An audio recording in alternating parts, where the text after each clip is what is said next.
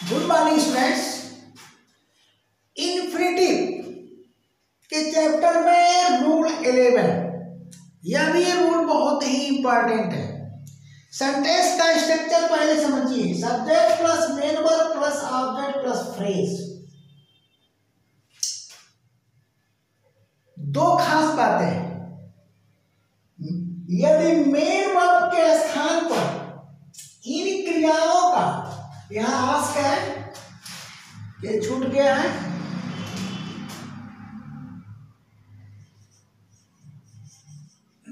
Ask, अगर main verb के स्थान पर advise, ask, tell, think, decide, discover, inquire, explain, find out, forget, know, learn, show, teach, observe, remember, wonder, see का यहां अर्थ होगा समझना या आत्म बोध होना, यानी ज्ञान होना, किसी चीज को समझ लेना, एटसेट्रा।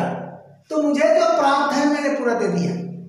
अब चलते हैं ऐसी दिशा में, अगर इनका मेन वर्ब के स्थान पर प्रयोग होता है तो इनके बाद फ्रेज का उपयोग होगा। अब सवाल यह उठेगा कि यहाँ फ्रेज के स्थान पर क्या होगा। तो अब मैं एक्सप्लेन कर दे रहा हूं यहाँ फ्रेज को। तो जो फ्रेज हमारा होगा वो क्या होगा? तो फ्रेज इक्वल टू, देखिए फ्रेज इक्वल टू, यहाँ पर आप क्वेश्चन वर्ड ले लेंगे, क्वेश्चन वर्ड लेंगे, ध्यान दीजिएगा। ठीक, आप सोच रहे हैं कि यहाँ पे इन्फिनिटिव का कोई चक्कर ही नहीं है, तो ये इन्फिनिटिव के अंतर्गत है। देखिए क्वेश्चन वर्ड अब प्लस इन्फिनिटिव,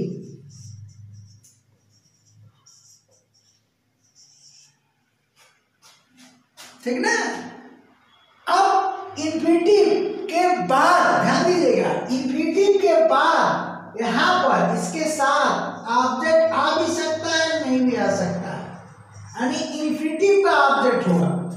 ये ऑब्जेक्ट इसका है और ये फ्रेज के अंतर्गत यह ऑब्जेक्ट ऑफ इन्फिनिटिव हो भी सकता है, नहीं भी हो सकता है। इसको हम ब्रैकेट में बंद कर देते हैं। तो इतना स्ट्रक्चर होगा। अब सवाल है कि क्वेश्चन वर्ड के स्थान पर क्या क्या लेंगे आप? तो यहां पर वेयर हो सकता है,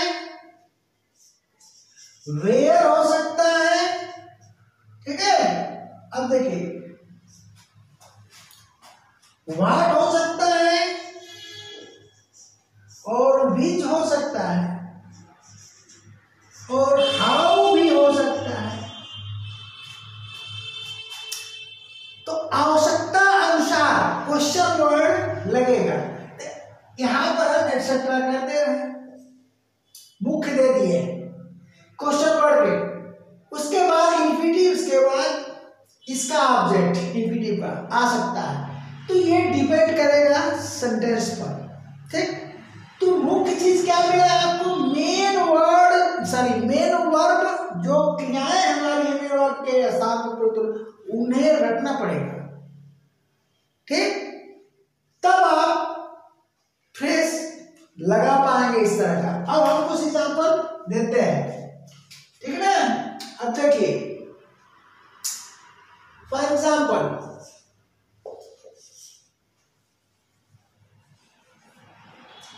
टीच दिया है,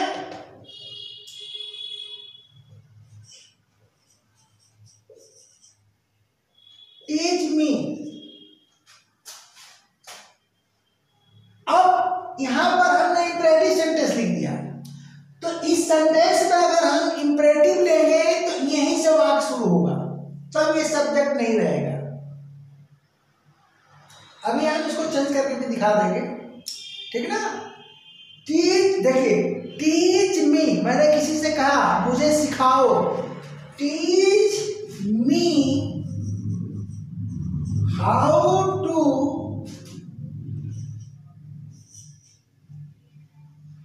स्पीक इंग्लिश। अब यहां पर आप देखिए,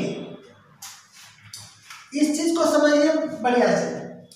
तो ये इंपरेटिव सेंटेंस है, इसमें सब्जेक्ट नहीं है, तो मेन वर्ब से स्टार्ट है। ये हो गया आपका और ये हो गया आपका ऑब्जेक्ट। अब ये हो गया क्वेश्चन वर्ड शॉर्ट में, और ये हो गया इंफिनिटिव। ओके, और ये हो गया ऑब्जेक्ट ऑफ इंफिनिटी,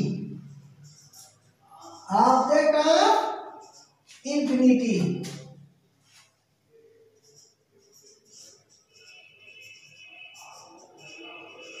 मैंने कहा था ना कि यहां पर ऑब्जेक्ट आ भी सकता है, नहीं भी आ सकता है। देखिए आ गया। तो यहां से यहां तक ये हो गया फ्रेज। बहुत बढ़िया रूल है। देखिए, तो इस टीज के बाद ऑब्जेक्ट आया, ऑब्जेक्ट के बाद ये फ्रेज। अब क्या हुआ? मुझे सिखाओ कैसे अंग्रेजी बोले, मुझे सिखाओ कैसे अंग्रेजी बोले, ये है। अब चलिए, अभी मैंने कहा कि यहां से काट के मैं इसमें भी बना सकता है, उसको बना देता हूं। जब मैंने किसी से कहा कि भाई जरा मुझे भी सिखा दो, तो उसने मुझे सिखा दिया। ही टॉट, ये देखिए, he taught me how to speak English. ये देखिए, अब यहां पर सब्जेक्ट आ गया। बहुत बढ़िया स्ट्रक्चर है, आ गया। अब इस क्वेश्चन वर्ड में हाउ ऐसा क्वेश्चन वर्ड है जिसका अर्थ होता है किसी कार्य को करने की, जानने की कला, यानी कार्य को करने की, जानने की कला। यानी जब भी हाउ का प्रयोग होगा, जब भी हाउ का प्रयोग होगा, तो उसका मतलब होगा कि किसी कार्य को करने की कला वो जानता है। यानी क्लियर नो अगर हम लेते हैं, नो होगा इसमें कहीं, तो और क्लियर हो जाएगा। इस नो से अगर हम एग्जाम्पल दें तो और क्लियर हो जाएगा हाउ के साथ। तो हाउ के साथ और एग्जाम्पल मैं दे रहा हूं, ठीक है। चलिए, तो यहां पर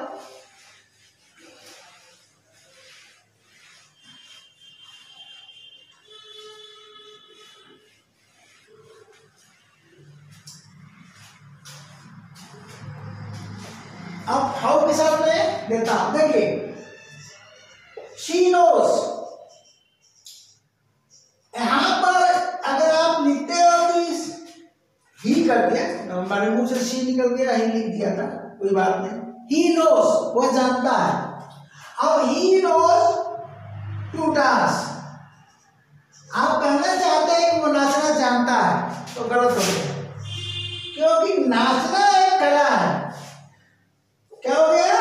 नाचना एक कला है। तो जब एक कला है तो किसी कला को जानने के लिए फ्रेज लगाना पड़ेगा आपको, और वो फ्रेज बनेगा हाउ। तो क्या हो जाएगा? He knows how to dance. अब सही हो गया कि वो नाचना जानता है, अर्थात उसे नाचना आता है। जैसे अगर हम लिखते हैं कि आई नो टू टीच,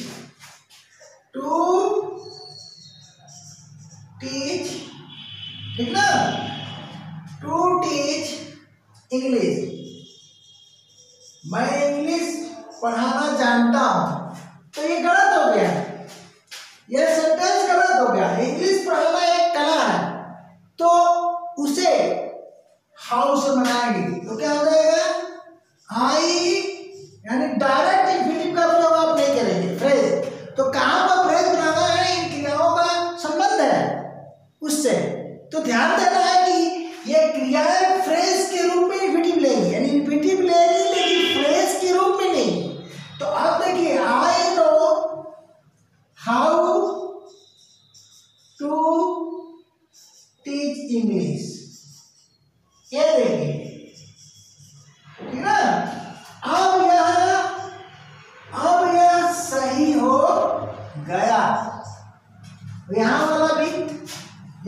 हमने सही का टिक नहीं लगाया, लगा देता हूं, ये सही हो गया ये चीज।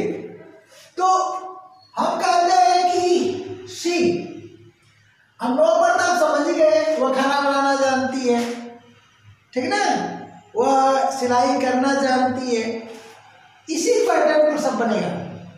अब हम दूसरी क्रिया लेते हैं और दूसरा फ्रेज, दूसरा क्वेश्चन वर्ड लेते हैं। हम कहते हैं कि टेल मी, इंपेरेटिव सेंटेंस में जरूरी नहीं है कि सब्जेक्ट नहीं सब्जेक्ट है तो सेंटेंस इंपेरेटिव हो जाएगा। टेल मी, ठीक ना,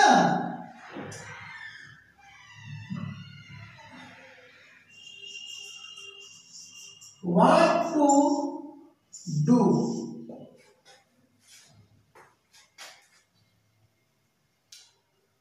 बोलिए क्या है, मुझे बताओ क्या करूं, मुझे बताओ क्या करूं।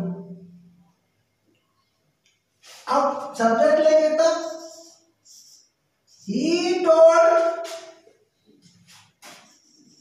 मैंने उससे पूछा मुझे बताओ क्या करूं, ठीक, ये देखिए, ही टोल्ड मी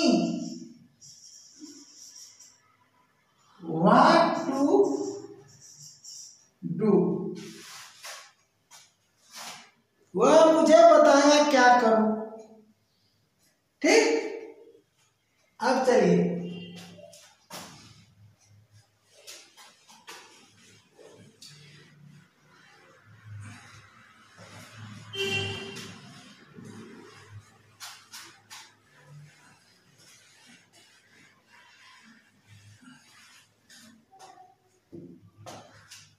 यहां पर देखिए, ही सोल्ड, ये क्रिया लिया, कोई भी क्रिया लो सेंटेंस बन जाएगा, सेंटेंस बनाना आना चाहिए, उतना नॉलेज होना चाहिए। ही सोल्ड मी, ठीक, how to,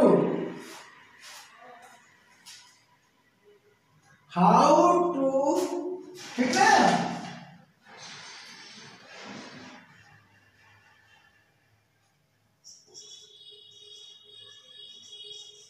connect the fuse, दिखाया कि फ्यूज कैसे जोड़ा जाता है, यानी कला है फ्यूज को कनेक्ट करना, दिखाया यानी करके बताया, करके दिखाया, तो कला है, हाउ से बना। He showed me how to connect the fuse, ठीक। तो ये चीज होता है।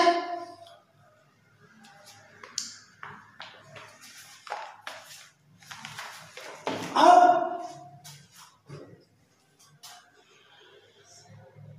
ठीक ना, लर्न की बात करते हैं। आई लर्न, मैंने सीखा, आई लर्न हाउ टू, कला है, जहां भी कला आएगा वहां हाउ आएगा, हाउ टू टीच इंग्लिश, जो आपके दिल में आए, दिमाग में आए, बनाइए। अब देखिए,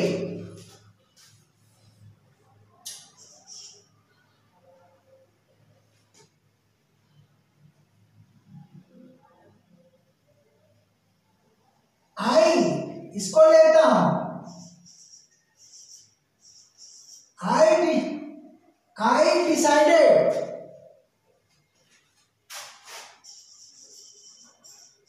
where to go,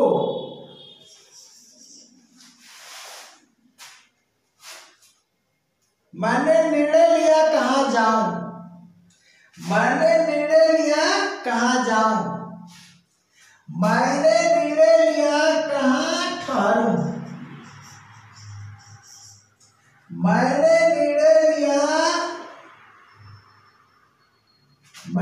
निर्णय लिया क्या पढ़ूं, हाउ व्हाट टू स्टडी या रीड। सेंटेंस बनता चला जाएगा, ठीक। अब और देता हूं,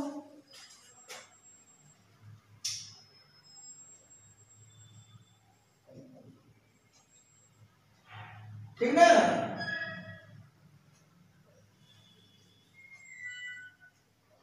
I advised him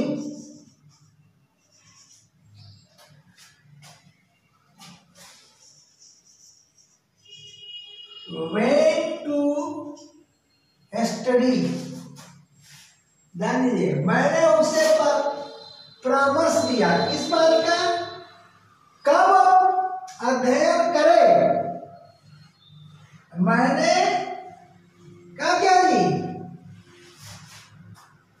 कब अध्ययन करे, वह कब अध्ययन करे इसका परामर्श दिया। I advise him when to study, यानी रात में या दिन में,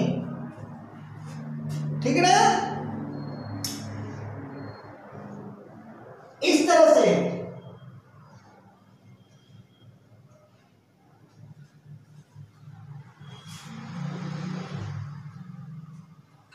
ठीक है।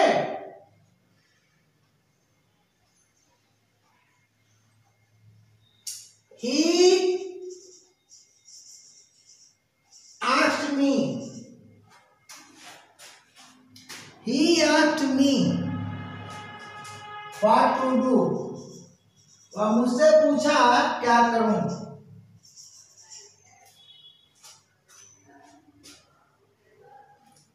अब देखिए, he does not think पर आ गया, he does not think, ठीक ना। what to say, क्या कहूं, बिना सोचे समझे बोल देता। he does not think what to say, ठीक ना। क्या कहूं वह नहीं सोचता, कब कहूं, क्या कहूं, ठीक ना। तो इस तरह से सारे शब्द पर बनेगा। तो यही ध्यान देना है, क्रिया की लिस्ट देखना है और बनाते चले जाना है। तो अगले क्लास तक के लिए tata bye bye, thank you.